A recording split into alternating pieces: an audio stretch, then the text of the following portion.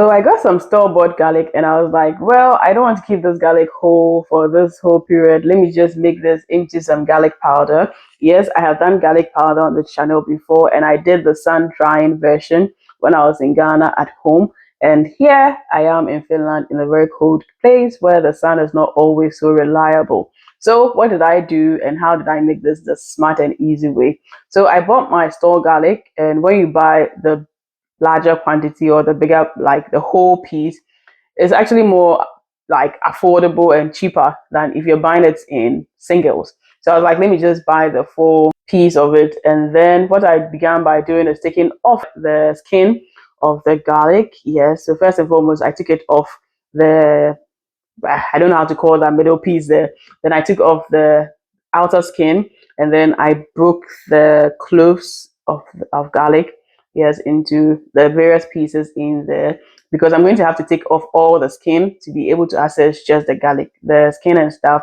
We're not going to use it in the garlic powder, but we're going to use it in gardening. So you see what I'm going to do with the garlic skin once I'm done with it. So I'm breaking off the garlic into its single pieces because I would have to do that to help me be able to really like convert this. And this is one smart way to go about it.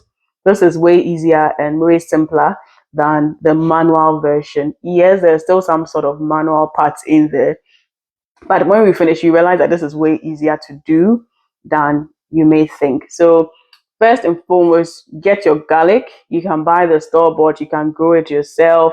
And then once you're done getting your garlic, you want to separate it and break it into smaller cloves. And then I'm going to use my knife, small knife, to take off all the skin. Sometimes you can crush it on your working board or your chopping board to be able to easily take off the skin, but this was quite a quantity. I was just using my knife to just unpeel or unhusk all the shells off it. This I'm not going to throw away, I'm going to use it. And then I make some hot water. So it's two ways. You can boil your water in your saucepan and you put your garlic in just 1 minute and take it out, or you can boil your hot water and you pour it over your garlic. One mistake I made was doing this in a stainless steel. Like, it's the garlic, yes, the color changed a little bit, and it could be three things. One could be the fact that maybe it was too young and the oils were a lot in it.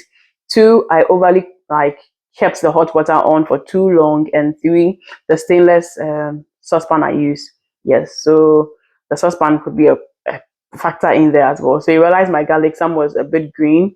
So it could be any of these three things. There's too much oil, is a bit immatured, or like the heat was too much, and sometimes the pan you're using as well. So once this was done, I just like took it off, I drained the water, then I placed it on my tray to dry out or to air out a little bit because I didn't want water or moisture going in there.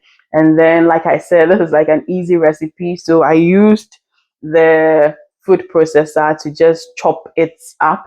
Yes, I'm just going to use to slice it, yes, into thinner slices or dice it or grate it, however you want to call it. And then this is going to make it like way easy to really go with it. Yes, so this is like my easy kind of garlic kind of working in here. So like I said, this era, this age, it's about making life very easy, making like things more accessible. So if you don't have time but you still want to get like your own garlic powder is great if you are making anything, because whenever you're making your stews, your soups, you are making your grills, your like your meat and all those things, you want garlic powder is always like one quick run to you can actually use. And once I'm done dicing this up, I'm actually going to go and then like dehydrate it. So if it was manual, you're going to be using your knife, cutting, which takes you more time. But with this gives you a very shredded kind of diced like garlic, which makes life very easy. So this is my smart way of making garlic powder here.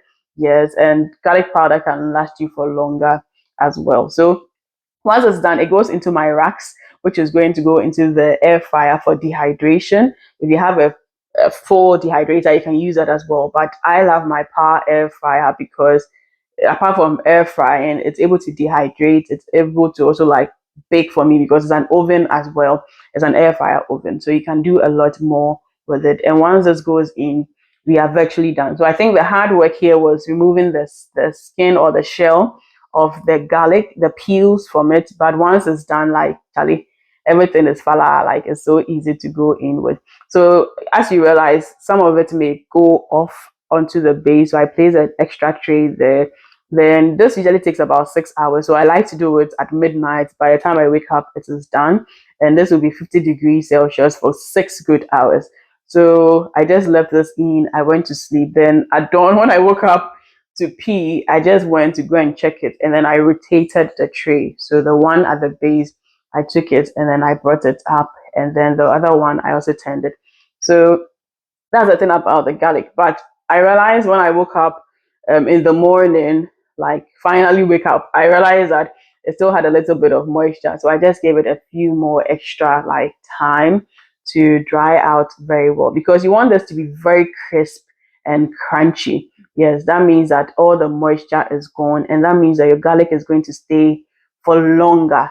Yes, it's going to stay for longer. That's the most important thing.